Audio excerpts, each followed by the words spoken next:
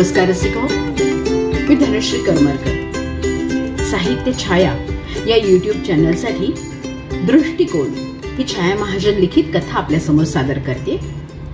दृष्टिकोन.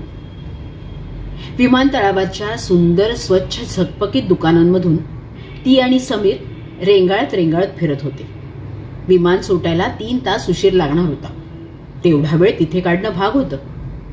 आधीचा 1.5 तास पकडून आपण इथे 4.5 तास काढणार होत, नेहा म्हणाली. हे वाक्य तू आतापर्यंत 22 वेळा म्हणालीस. हे फार झालं. याच वेगानं आणि क्रमानं तू उरलेल्या वेळात हे म्हणालीस तर 2462 वेळा ते म्हटलेलं असेल. हा हिशोब तू कसं केलास? फेकतोयस ना? तुला वाटतं असं एकाएकी मोठी संख्या तोंडावर फेकली की समोरचा गार होतो. Shock therapy? नेहा म्हणाली. मुळीच नाही. तो हट्टानं म्हणाला. आहेच मुळी. तुझी ही संकल्पना आहे हे तुला कबूल करावंच लागेल. तारखाही तू अशाच सांगतोस. परवा तू आईंना काय म्हणालास? हा शर्ट तू मला 3 वर्षांपूर्वी डिसेंबरच्या 12 तारखेला घेतला होतास. त्यात काय खोटं म्हणालो? तो शर्ट त्यांनी घेतलेलाच नव्हता. तो मी तुला दिल्लीला असताना घेतला होता. मग शर्टचा रंग सारखा असेल. पण आईला तारीख मी करेक्ट सांगितली. माझ्या अगदी पक्क लक्षात असतं, तो हट्टानं म्हणाला. पूर्वी मलाही असंच वाटायचं. मग आता काय झालं? त्यानं विचारलं.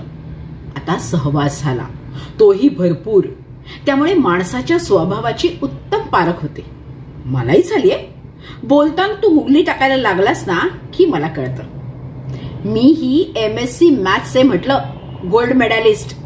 स्मरणशक्ती माझीही उत्तम आहे. राष्ट्रीय प्रज्ञा परीक्षेत पहिली आले होते मी. तुझ्या बोलण्यातला ऑब्जेक्शन घेणारी कुणी अशी तशी बाई नाहीये मी. पण मी बोलत नाही. शेवटी तू माझा नवरा आहेस. लोकांपुढे तुला असं विवस्त्र करायला मला नाही आवडणार. विवस्त्र? I object totally. एवढ्या मोठ्या चुका नाहीये करत मी. एवढं मोठं खोटंही नाही बोलत. थोडं बोलत असेल, पण हा शब्द तू माझ्यासाठी वापरणं योग्य नाही. तो थोडा चिडला, पण त्याकडे दुर्लक्ष करत नेहा म्हणाली. सगळ्या चुका मोठ्या नसतात, पण लहान लहान गोष्टीत खोटं बोलणं ही खोटंच असतं ना. मग ते विनोदात का असे ना. ते इतकं सहजी करत राहतो आपण की आपलं ते सेकंड नेचर तयार होतं. आणि स्वतःला दिसलं नाही तरी जवळच्या माणसाला दिसतं ना. विशेष म्हणजे त्या पॉइंटवर हा खोटं बोलणार हे माहीत असेल ना तर जास्त लवकर लक्षात येतं. कारण चुका काढणं हेही त्याचं सेकंड नेचर होतं ना. तू माझ्याकडे एखाद्या तपासणी शिक्षकासारखी पाहतेस का काय? नेहमी नाही रे, नेहा प्रांजळपणे म्हणाली. पण अधूनमधून हा समीक्षकीय दृष्टिकोन माझ्यासाठी राखून ठेवलेला दिसतोय तू. गुड. मला उगाच वाटत होतं बायको चुका पोटात घालते, प्रेम करते, प्रेम आंधळं असतं. पण तुझा इगो त्याला आड येत असावा. कारण तुझ्यामधली गणितज्ञ, इंटिरियर डेकोरेटर, हॉर्टिकल्चरिस्ट तुला प्रेमात आंधळी होऊ देत नाही. पण त्या सगळ्यांना जरा बाजूला ठेव ना. प्रेमात आंधळी होऊ नकोस, पण प्रेमात समर्पण पाहिजे. शेवटचं वाक्य हात पसरून त्याच नाटकीय पद्धतीनं त्यानं हात पसरले. ती हसायला लागली. म्हणाली, हे चुकांवरून आठवलं. माणूस कितीही मोठा असला तरी काही गमतीदार चुका करतो ना. म्हणजे माझे काका ना IAS झालेले आहेत. त्यांचा प्रचंड दबदबाई असायचा त्यावेळी. पण बाबा सांगायचे उपयोग या शब्दाचा उच्चार मात्र ते उपेग असं करायचे. आधी त्यांची चूक बाबा सुधारायचे, पण वय, ज्ञान, अनुभव त्यामुळे ते पुढं त्यांना दुरुस्त करेनात. पण मला हे माहिती होतं. त्यांनी उपेग हा शब्द उच्चारला की मला हसायला यायचं. मग मी हे लोण भावंडांमध्ये पोचवलं. नंतर आम्ही लहान पोरं त्यांच्या शब्दात त्यांना खिखी करून हसायचो. तोच छिद्रान्वेषी प्रयोग तू आता माझ्या बाबतीत चालवलायस ना. तोही हसू लागला. मी म्हणजे काही तुमच्या बहिणी नव्हेत. समीर सावध झाला आणि नाटकीय होत म्हणाला. हा तू ट्रॅकवर चाललीयस. इतक्या लांब आपण कशाला चाललोय बघ. किती स्वच्छ विमानतळे, सुंदर दुकानं आहेत, इम्पोर्टेड वस्तू मिळत आहेत. फरशी इतकी चकचकीत आहे की मांडी घालून खाली बसावं. अजिबात गर्दी नाही. आजूबाजूचे लोक स्वच्छ आणि नीटनेटके आहेत. अशा वेळी घर किंवा घरातले लोक, त्यांच्या खुब्या, त्यांची टोचेमारू वृत्ती ही कशाला आठवायची? तुला नाही त्यांच्या टोचेमारू स्वभावाचा राग येत का? नाही, मी माणूस आहे. पण फॉरगेट इट यार. नेहा, तू माझ्या 2 मैत्रिणींना भेट. You will feel the difference. शिक्षण, पैसा, लाईफस्टाईल आणि आनंद घेण्याचा स्वभाव सगळंच मजेशीर आहे त्यांचं. तेव्हा आपले काकवृत्तीचे नातेवाईक विसर. चल, आपण कॉफी शॉप मध्ये जाऊन कॉफी घेऊ. फार महाग असेल रे, ती म्हणाली. चहा फक्त 40 रुपये. आणि तोही फुल्लूक पाणी. हा, तेच विसर मी. 20 रुपये म्हणालो तेही मजेत, 40 रुपये म्हणालो तरी मजेत. काटेकोर हिशेबीपणानं नाही. तूही जरा मध्यमवर्गीय बुर्जवा हॅबिट्स मधून बाहेर ये बरं. प्रवासाला निघालेला माणूस खर्चाला सर्वात जास्त तयार असतो. अरे, विमानातून प्रवास करणार आपण. 100 रुपयाचा विचार करू नकोस. तुला शोभत नाही ते. नवऱ्याला कमीपणा आणतू नकोस बाळ. समीर, मी तुला कधीच कमीपणा आणत नाही, आणणार नाही. उलट तुझ्या स्टेटसला, इमेजला किती जपते मी. Almost as if it's my own. तरी तू मला दोष देतोस. ती रागावली. Neha, you are taking it in a wrong spirit. अगं, तू असं काही करत नाहीस. उलट यू आर माय असेट. मौल्यवान ठेवा. बस, आता चहा घेऊ. ते कॅफेटेरियात आले. कॅपिचिनो ची कॉफीच ना? बहुतेक इटालियन शब्द आहे. बघू तरी इटालियन कॉफी कशी असते. ₹150 ओनली फॉर अ कप. मग आणखी काहीतरी मागवू ना. मालकाचा फायदा कसा होणार? सँडविचेस मागवतो. समीर वेगळ्याच मूडमध्ये असल्याचं तिला जाणवलं. आनंदी. एरवी त्याच्यावर कामाचा केवढा तरी बोजा असतो. त्याला स्वतःसाठी वेळ उरतच नाही. काम ते झालं की आई वडील, बायको, मुलं या सगळ्यातून स्वतःचा वेळ काढणार कसा ना. मग इतरांना, नातेवाईकांनाही वेळ देऊ शकत नाही.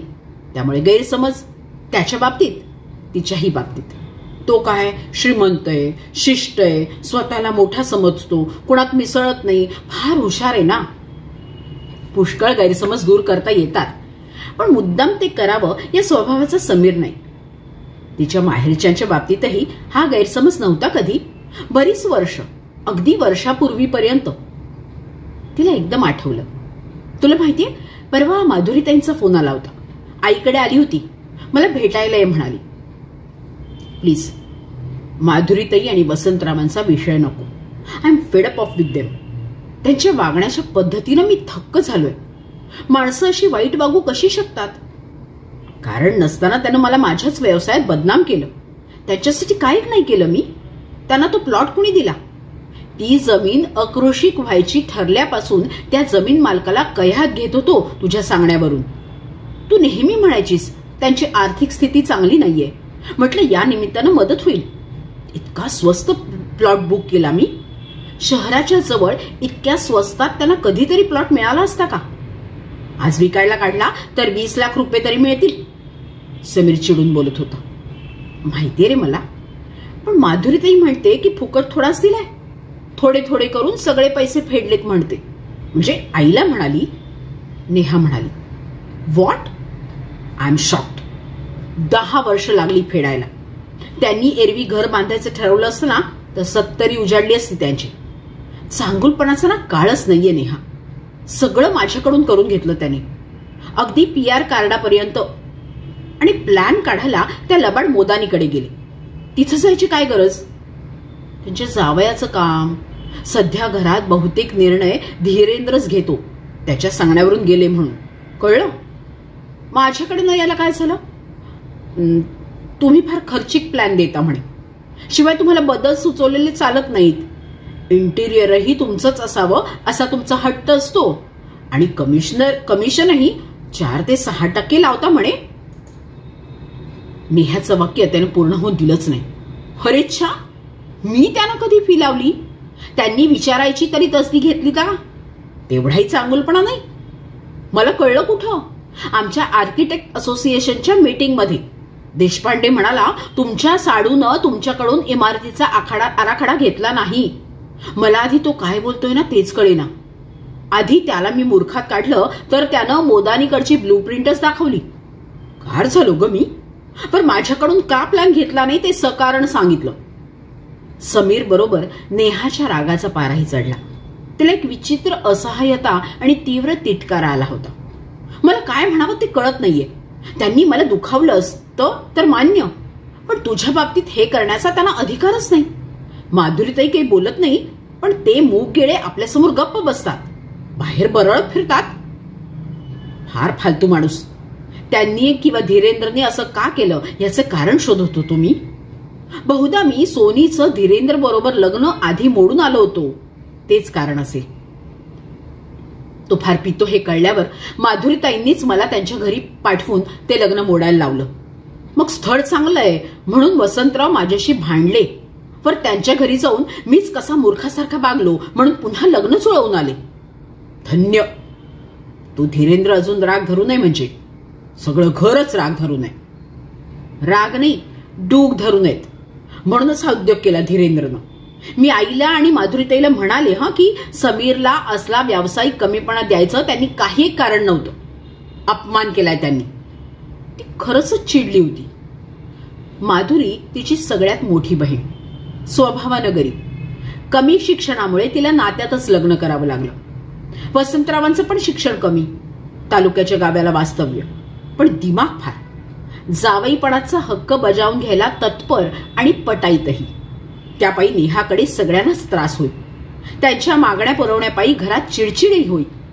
पण मुलगी दिली म्हणून गप्प बसणं भाग होतं. माधुरीताईलाही सुरुवातीला त्रास व्हायचा. मुळातच सहनशील असली तरी नंतर नंतर तीही वसंतरावांसारखीच बोलायला लागली होती. तिला त्यांनी पूर्ण कह्यात ठेवलं होतं.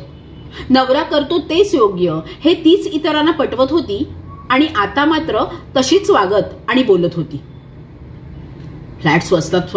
प्लॉट स्वस्तात पदरात पडला, काम झालं. समीर एक उत्तम आर्किटेक्ट म्हणून प्रसिद्ध होता. राष्ट्रीय स्तरावर कामं घेत होता.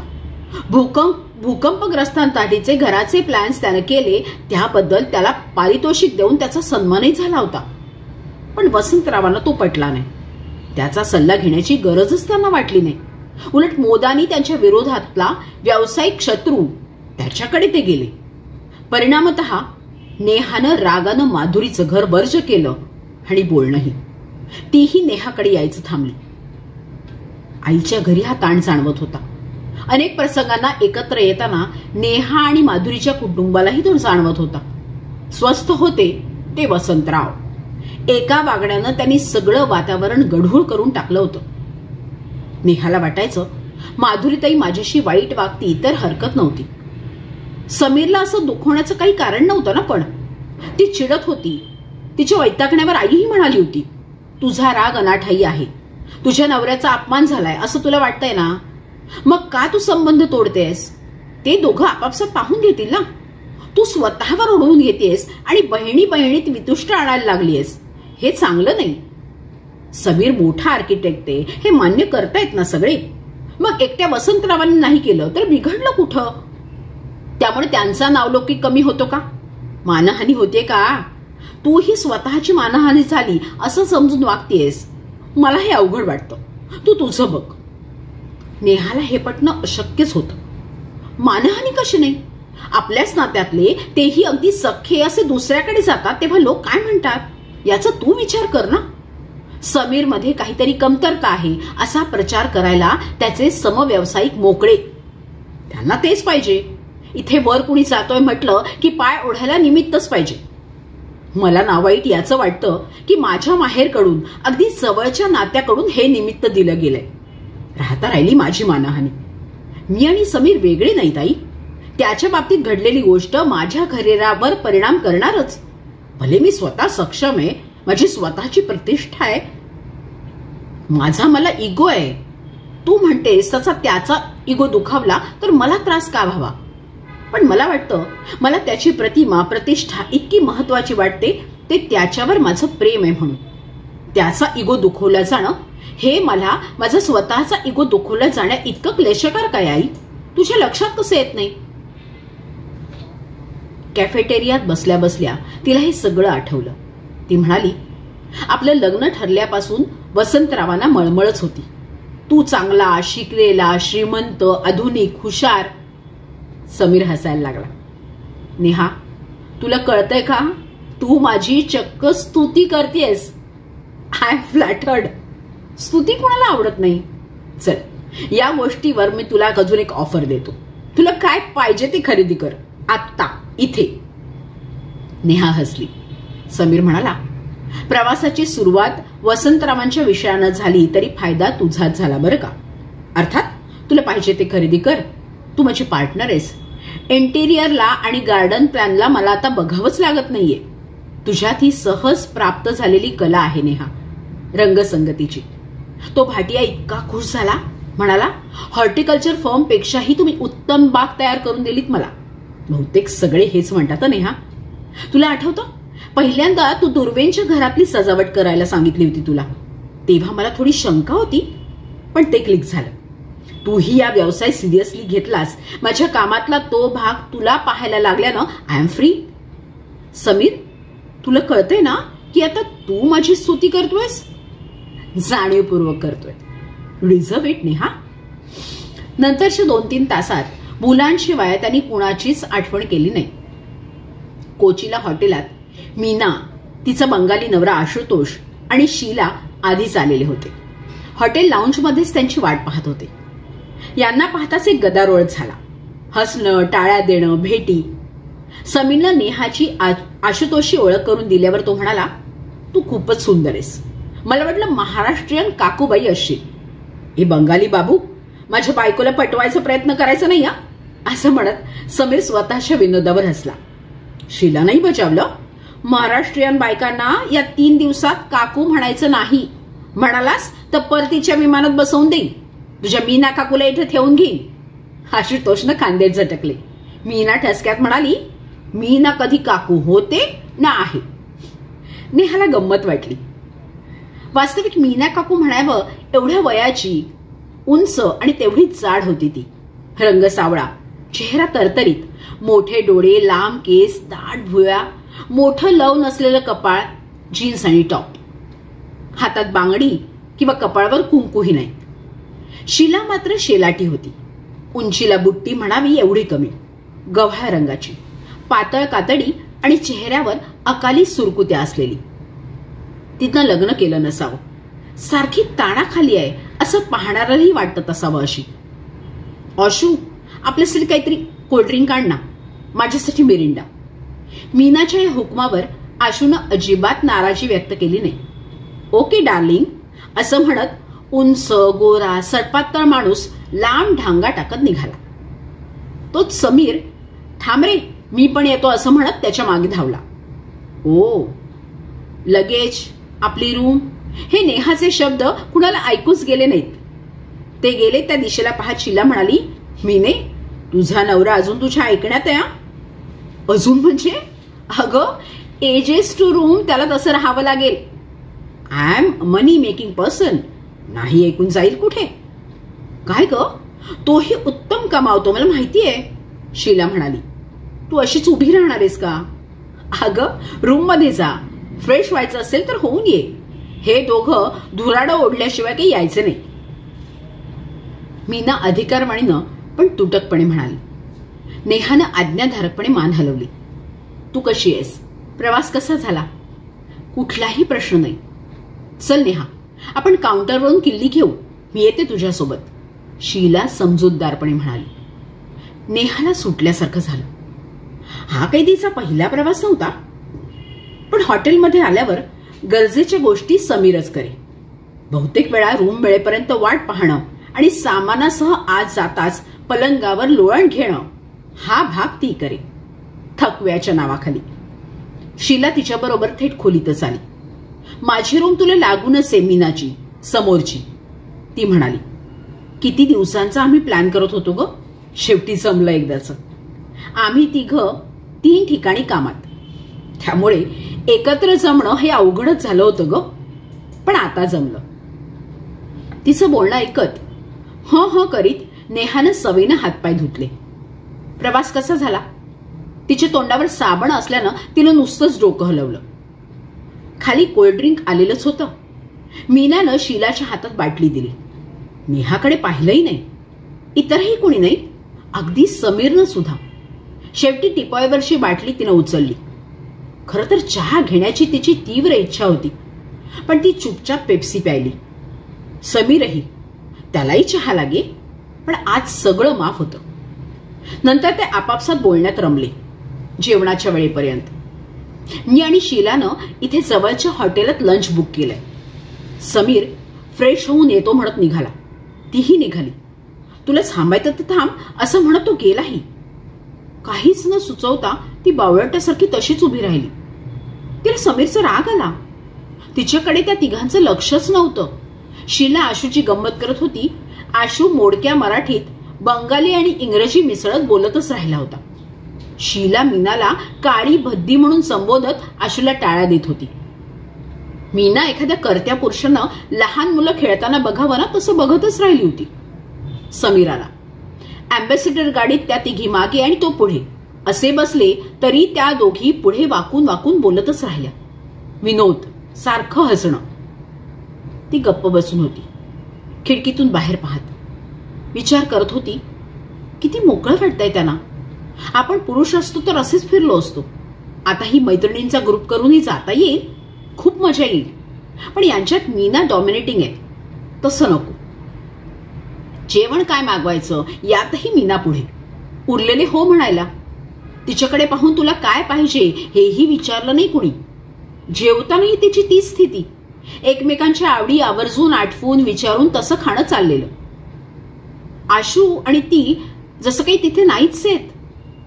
हॉटेलात आल्यावर तिला समीरला बरंच काही बोलायचं होतं, पण समीर सरळ आडवा होऊन घोरायला लागला. तिला मात्र झोप येईना. सवयीप्रमाणे ती खिडकीशी उभी राहिली. भरपूर हिरवेपण, हिरव्यातले विविध रंगी विविध छटांचे हिरवेपण, झाडांचे शेंडे, उन्हानं चमकणारं पाणी. तिचा थकवा जात राहिला. मन निवल्यासारखं झालं. मग शांत चित्तानं ती नुसतीच पडून राहिली. 4:30ला समीर उठला. मग चहा. तिला मीनाबद्दल बोलायचं होतं, शीलाबद्दलही. त्या दोघी चौथीपासून माझ्याबरोबर होत्या, तो म्हणाला. तिला ते उत्तर पाठ झालं होतं. शीलाने लग्न का केलं नसेल? तिचं प्रेम होतं म्हणतात. मला या संदर्भात फार माहिती नाही. आम्ही डिग्री घेतल्यानंतर वेगवेगळ्या गावी गेलो. मी पुण्यात, मीना मुंबईला आणि शीला नागपुरात. शीला नागपूरलाच राहिली. तिचं ज्याच्यावर प्रेम होतं तो तिच्याबरोबरच नोकरीला होता. लग्न नाही होऊ शकलं, पण ही अतिभावना प्रधान, त्यामुळे तिनं हा निर्णय घेतला असं मीना म्हणते. आणि मीना, वाव, ती अशीच आहे. तिला तो बंगाली बाबू कुठे मिळाला कोण जाणे, पण त्यानंतर तिनं थेट कलकत्ता गाठलाय. 2 मुलं आहेत. एकूण उत्तम चाललंय तिचं. शीलासई म्हणजे आर्थिकदृष्ट्या मजबूत आहेत त्या. नेहाला खूपच उत्सुकता होती, म्हणून तिनं नंतरही मीनाजवळ हा विषय काढला. तुमची मुलं काय करतात तिनं विचारलं. काय करणार, शिकतायत. मोठा BSc कम्प्युटरला आहे, धाकटा 10वीला. इतकी मोठी? मीना पोट धरून हसायलाच लागली. लवकर प्रेम, लवकर लग्न, त्याचा परिणाम. आणि आशुतोषजी, त्याचं काय? तो हॉटेल मॅनेजमेंट करत होता. BSc होऊन आला होता. भेटलो, भेटत गेलो, जमलं आणि लग्न केलं, एवढंच. तुमच्या सासरी काय झालं? तो मोठा इतिहास आहे. शीलाला माहितीये, सांग तू तिला. आजचा दिवस त्या इतिहासात जायला नको मला. मीना तुटकपणे म्हणाली आणि लागलीच समीरशी गप्पा सुरू झाल्या. सूर्यास्त होत होता. अथांग पाणी, त्यामुळे सोनेरी झिरमिळ्या पसरलेल्या. लाटांच्या तुकड्यावर ताबा मिळवलेला सूर्यप्रकाश. लाल, किरमिजी, नारिंगी, निळं आकाश. किती सुंदर रंग आहेत ना, तिनं विचारलं. समीरचं लक्षच नव्हतं. ते तिघं लहानपणच्या कोणा मित्राची आठवण काढून खिखी खिखी करत हसत होते. आशून त्याच्याकडे पाहिलं. भालोची, तो म्हणाला. सूर्य बुडाला तरी त्यांच्या गप्पा संपेनात. खडकावर बसून समुद्राचा वारा खाऊन तिला कंटाळा आला. कुणीतरी म्हणालं की रात्री इथे बसणं धोकादायक असतं. चाकू वगैरे दाखवून लुटतात म्हणे. त्याही गोष्टीवर विनोद करीत आपल्याच विनोदावर खुश होत ते हसतच राहिले. 2 दिवसाच्या कार्यक्रमाचा अंदाज नेहाला आला. खाणं, गप्पा, खाणं, आराम. त्यांच्या गप्पांमधला गाव वेगळा, माणसं वेगळी, मित्र वेगळे, त्यांचे शिक्षक, तिथली काम करणारी मंडळी वेगळी.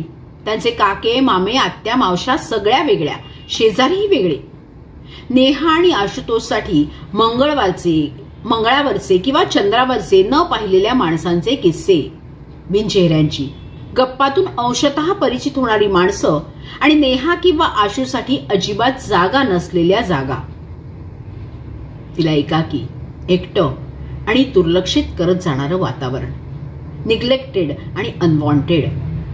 यातून आशूनं मार्ग काढला. शॉपिंग. त्या तिघांनी न अडवता होकार भरला. बरोबर येण्याची इच्छाही दाखवली, पण क्षीण.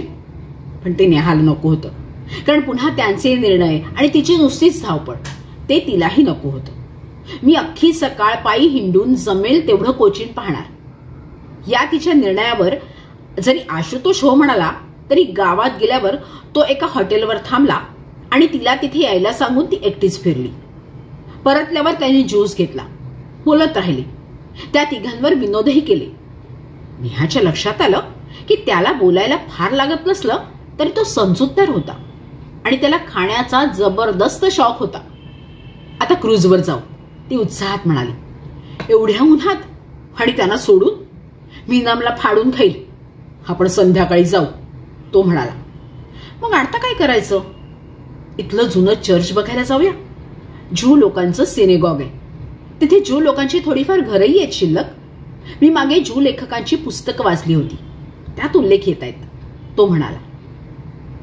एखाद्या छोट्या बेटासारख्या भागावर सिनेगॉगमध्ये ते गेले. अगदी जुनाट चर्च, पाहण्यासारखं न वाटावं असं, पण एकूणच वातावरण अगदी सुन्न करणारं. समीरला हे फार आवडलं असतं. त्याला जुन्या वास्तू आवडतात. मला त्या वास्तूत लोकांचा वावर कसा असेल, लोक कसे असतील वगैरे गोष्टींची कल्पना करायला आवडतं, नेहा म्हणाली. शिलाचाही अभ्यास होता, पण वेगळ्याच जगात गेल्या त्या. आता कॉर्पोरेशनच्या बिल्डिंग्स बांधतात. मीनाला ताई म्हणताना तिला जड गेलं. ती मॉडर्न आर्किटेक्चरमध्ये इंटरेस्टेड आहे. मोठमोठे ब्रिजेस वगैरे. काही मुलांच्या डिझाईन टीम मध्ये आहे ती, पण एकदम छान काम करते. कलकत्त्यात नाव कमावलंय तिनं. नेहाला वाटलं तरीच इतका गर्व आहे तिला. नेहाला तिनं काही विचारलं नव्हतं, तिचं शिक्षण किंवा घर किंवा मुलं किंवा आवडीनिवडीही. इतकी अनुत्सुक बाई तिनं कधीच पाहिली नव्हती. शीला त्या मनानं चांगली होती. मीना सतत स्वतःच्या कामाबद्दल, क्लायंट्सबद्दल, फर्मबद्दल आणि पुढच्या प्लॅन्सबद्दल बोलत होती. नेहाला मात्र हे सगळं ऐकायला आणि त्या मानानं हा परप्रांतीय बाबू जरा बरा असं वाटायला एक गाठ पडली. निदान माहेर कुठे, आई वडील काय करतात, ती किती शिकलीये, तिला पुढे काय करायचे हे तरी विचारलं. ती डॉक्टरेट करते म्हटल्यावर त्याला आश्चर्य वाटलं. म्हणाला, मला वाटलं तुम्ही हाऊसवाईफ आहात. मजेत जगणारी बाई, नटणं सजणं, किटी पार्टी, भिशा. ती हसली. मी समीरला भरपूर मदत करते. हल्ली तर त्याचं इंटिरियर डेकोरेशन जवळजवळ मीच बघते. मला आवडतं. हॉबी म्हणा. त्याच्या चेहऱ्यावर आश्चर्य होतं. समीर बोलला नाही. त्यानं वाक्य अर्धवट सोडलं. संध्याकाळी क्रूजवर 1.5-2 तासांची चक्कर होती. खुर्च्या टाकून ते गोल करून बसले. सूर्यास्त व्हायला आलेला. धुळीनं धुसत झालेला पाण्याचा पृष्ठभाग, मागे मंद आवाजात गाणं लावलेलं. किनाऱ्यापासून दूर जाताना किनाऱ्यावरची माणसं, वर्दळ लांबून दिसत होती. क्रूजवर प्रत्येकाचाच तसा एक ग्रुप होता. थोडा वेळ गेल्यावर नेहानं शेंगदाणे आणि चिप्सचे पुडे काढले. पुढे फिरू लागले. सगळे खायला लागले. मला नको, मीना तिरसटल्यासारखं म्हणाली. एकतर जेवण किती उशिरा झालंय आणि असं मध्यमवर्गीयांसारखं भेळ खाऊन बागेत जाण्याच्या संकल्पनेचा ना मला जाम तिटकार आहे. I detect. सारखं काय खायचं? आपल्या सगळ्याच कल्पना बाळबूत. जिथे जे मिळतं तिथे ते खावं प्यावं. तिने तिथला वेटर बोलावला. बियर घेणार? आशू म्हणाला. समीरनं आनंदून हो म्हटलं. तुम्ही हो म्हणणारच, नाहीतरी कालपासून मुळमुळीत भातवर्णी गप्पा चालल्या होत्या, नेहा मुद्दाम म्हणाली. मीनानं तिच्याकडे पाहून भुवया उंचावल्या. म्हणाली, मी जीन घेईन लिमकासह आणि फिश फिंगर्स. इथं फिश छान मिळेल. शीला तूही घे. आडेवेडे करत शीलानं मांडू लावली. त्या दोघी कुठल्या तरी मैत्रिणीबद्दल बोलायला लागल्या. समीरनंही नेहाला ती काय घेणार असं विचारलं सुद्धा नाही. तुम्हाला मॅडम? वेटरनंच विचारलं. तिनं थोडी वाट पाहिली. कुणी काहीच बोललं नाही. तिलाही वातावरणातला ताण असह्य झाला आता. पेप्सी, ती म्हणाली. एकदम ना तिला एकटं वाटलं तिला रडायला येणार. थोडी बियर पोटात गेल्यावर सगळेच बोलायला लागले आता. पुन्हा तिघांच्या गप्पा. आशू मध्येच उठून सिगरेट प्यायला गेला. नेहा मन एकवटून बोटीवरची गाणी ऐकण्याचा प्रयत्न करू लागली. परतले तेव्हा कुणालाच भूक नव्हती. जेवण नकोचा निर्णय जाहीर झाला. नेहाला भूक होती, पण तसं म्हणणं तिला अपमानास्पद वाटलं. सकाळी नाश्ता काय सांगू असं तिनं म्हणतात समीर आश्चर्यचकित झाला. इतक्या लवकर? माझ्या पोटातलं अन्न हल्लंय असं मला वाटतच नाहीये. पण मला भूक लागलीये, नेहा तिरकस पण रागानं म्हणाली. तिकडे दुर्लक्ष करीत तो बेफिकिरीनं म्हणाला, तू घे, मी उशिरा खाली रेस्टॉरंटलाच घेईन. ती बाकीची मंडळी येतील ना. चक्कर मारून येते, नेहा म्हणाली. कारण तिला नाश्त्यात रस नव्हताच. लाऊंजमध्ये येऊन पाहिलेली चित्र तिनं कंटाळून पाहायला सुरुवात केली. तोच आशू आला. काय बोर का? ती हसली. आपली स्थिती इथे ऑड मॅन आउट सारखी आहे असं नाही वाटत तुम्हाला? त्यांना दोष नाही द्यायचा, पण मला असं वाटतं खरं, ती म्हणाली. पण लागलीच हे उगाचच बोललो असंही तिला वाटलं. बरोबर आहे, पण हे इतकं सिरियसली घेऊ नका. It happens. त्यांचं चाइल्डहुड एकत्र गेलंय. मला माहितीये, तसं समीर खूपच सांगत असतो त्यांच्याबद्दल. इतकं की कधी कधी त्या सगळ्या माणसांना मी भेटलेलीच आहे असं मला वाटतं. तशाच या दोघी वाटल्या, ओळखीच्या. मग झालीच की ओळख? तो हसून म्हणाला. हो झाली खरी, ती म्हणाली. तिच्या बोलण्यातली खोच तो ओळखू शकला नाही, पण चेहऱ्यावरचा उदास भाव मात्र त्यानं नक्कीच जाणला. चला समोर जाऊन भजी खाऊया, तिथे टपरीवर छान मिळतात. इथे केळ्यांची भजी आहेत. तुमचा नाश्ता? म्हणजे माझा नाश्ता झालाय. चला हो, असे पदार्थ जेवणानंतर खायचे असतात आणि ते लाऊंजमध्ये आलेले आपल्याला दिसतीलच. ते निघाले. मीनाला आवडतात भजी? काहीतरी विचारायचं म्हणून तिला विचारलं. पूर्वी असेल तसं. आता फार बिझी असते ती. साईटवरच लंच घेते. फक्त नाश्ता बरोबर करतो आम्ही. पूर्वी तिच्या खाण्याची मला काळजी वाटायची, पण ती एकदम वेगळी आहे. बोल्ड, इंडिपेंडंट, काम एके काम. खाण्यापिण्याबाबत चॉईस आहे, पण जिगजिग नाही. नेहमी तशाच होत्या. तुम्हाला एकटं पडल्यासारखं वाटतं? तिच्या उत्साही स्वभावामुळे बहुतेक मी तिच्या प्रेमात पडलो. एखाद्या लढवय्यासारखी असायची ती, स्वतंत्र. मी उलट आहे. मला समीरवर रेलायला आवडतं, काम असो की पैसा. त्याला मदत करायलाही आवडतं. तो केअर करतो. आमचं घर एकदम मऊ उबदार आहे, नेहा म्हणाली. मग तिला एकदम तोंड सुटलं. स्वतःविषयी, घराविषयी, समीरविषयी, त्या दोघांच्या नात्याविषयी ती बोलत होती. समीरला कोणी वाईट म्हटलं ना की मला असा राग येतो, चवताळून उठते मी. अगदी जवळच्या माहेरच्या माणसांची सुद्धा गाई करत नाही. बहुतेक पझेसिव्ह आहे मी. हे म्हणताना तिला माधुरीची आठवण झाली. तोही पझेसिव्ह आहे? आशूनं सिगरेट पेटवली. तुला दुखावलं तर त्यालाही दुखावल्यासारखं होतं का? व्हॉट आय मीन की तुला जसा त्याचा इन्सल्ट तुझा वाटतो जसं त्याला वाटतं का? तुम्ही बायका एकदम वेगळ्याच असता. पण एनिवे, समीर भाग्यवान आहे. नेहाला तिच्या बोलण्यातलं लक्ष एकदम उडाल्यासारखं वाटलं. ती गंभीर झाली. काही उत्तर देणार तोच समीरसह तिघं दारात एकदम दिसले. नेहाच्या बोलण्यातलं लक्ष एकदमच उडालं.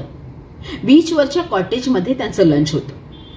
शेवटचं जेवण, शीला म्हणाली. या ट्रिपमधलं, समीर हसून म्हणाला. आज बसायची व्यवस्था वेगळी होती. नेहा आणि मीना शेजारी बसल्या होत्या. मीनाच्या बाजूला शीला, समोर आशू आणि समीर. नेहाची खुर्ची कोपऱ्यावर होती. तिथून तिला समोरचा पार्क दिसत होता. तिथं जेवायला आलेल्या लोकांची छोटी मुलं खेळत होती. कसं झालं शॉपिंग? मीनाच्या अंगावरून शीलानं विचारलं. ठीक. इथे काही गोष्टी खूपच सुंदर आहेत. मी मोठे म्युरल्स घेतलेत, ऑर्डरही केलेत. मला इंटेरियरला उपयोगी पडतील अशा वस्तूही ऑर्डर केल्यात मी. तिला वाटलं आता समीर तिच्या कामाविषयी काही बोलेल, पण तो गप्पच होता. शिवाय तिचं बोलणं अर्धवट असतानाच मीना मोठ्या आवाजात बोलायला लागली. आपलं बोलणं तिनं तोडलंय हे नेहानं जाणलं. त्या तिघांच्या गप्पा सुरू झाल्या. मधूनच कधीतरी शीला किंवा आशू तिला गप्पा तोडायचा प्रयत्न करत होते, पण मीनाचं तिच्याकडे बुद्ध्यासूर लक्ष तिला जाणवलं. नंतर तिनं त्यांच्याकडे चक्क पाठच केली. ती स्वतःची ऑर्डर देत होती तेव्हा शीलाला विचारत होती, पण तिला नाही. नेहाला वाटलं आपल्याला ती क्षुल्लक, बिनकामाची आणि क्षुद्र समजते. ती उठली. कुठे? समीर म्हणाला. तिनं पार्ककडे बोट दाखवलं. तेव्हाही तिच्याकडे न पाहता मीना बोलतच होती. नेहाच्या अर्धवट जेवणाची तिला फिकीरच वाटली नाही. नेहाच्या मनात आलं, व्हॉट अ वुमन. शेवटचं भेटणं. नेहानं दोघींनाही आपल्या आवडीनं कोइंबतुरी साड्या आणल्या होत्या. शीलानं हसून पोत वगैरे पाहिला. थँक्स, मीना म्हणाली साडी न उघडता. समीर, तिला एकदम डोमेस्टिक आणि ट्रेडिशनल बायको आहे अशी तुला मिळाली, हेही ती समीरला म्हणाली. That's it. विमानतळावर समीर सतत बोलत होता, हसत होता, आनंदात होता.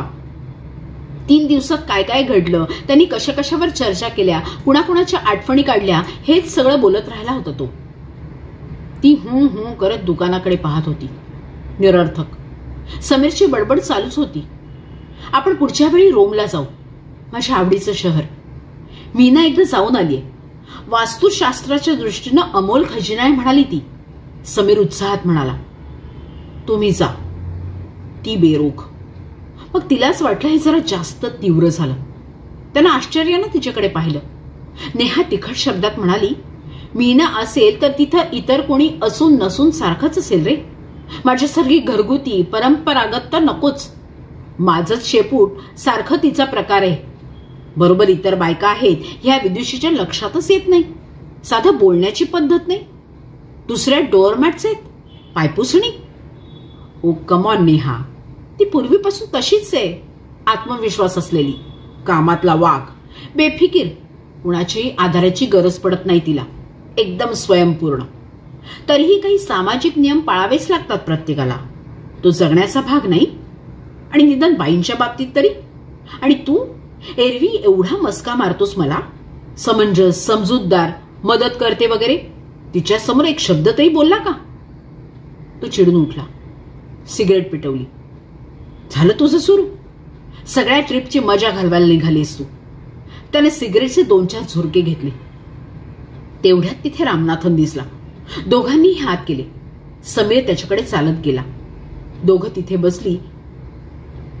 ती बसली तिथे आली. हॅलो बहिणी, तो म्हणाला. तिने हॅलो केलं. तुम्ही कोचीन एकदम एन्जॉय केलं असं समीर म्हणत होता. येस अ लॉट, ती म्हणाली. नव्या जागेत, नवीन वातावरणात नवीन दृष्टी येते, हो ना समीर? तिच्या कानात आशूचं वाक्य होतं. तुला दुखावलं तर त्यालाही दुखावल्यासारखं होतं. मंडळी, कथा कशी वाटली ते जरूर कळवा. आणि अशाच उत्तम सुंदर कथा ऐकण्यासाठी साहित्य छाया या YouTube चॅनलला लाईक, शेअर आणि सबस्क्राईब करायला विसरू नका. धन्यवाद.